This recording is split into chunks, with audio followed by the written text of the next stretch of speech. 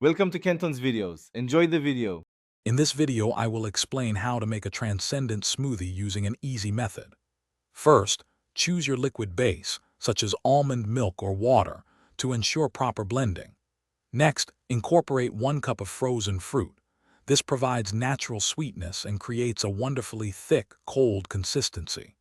Don't forget to add a handful of leafy greens like spinach or kale for a powerful nutritional boost without altering the taste significantly.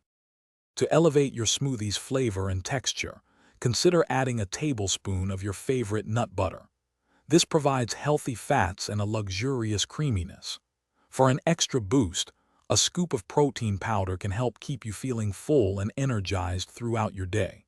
Finally, a dash of cinnamon or a splash of vanilla extract can subtly enhance all the other flavors, making your smoothie truly special. Hey everyone, if you're enjoying these smoothie tips, please hit that like button and subscribe to the channel for more great content.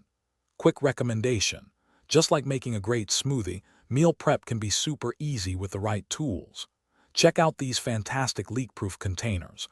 They're perfect for keeping your ingredients fresh or storing your finished smoothies.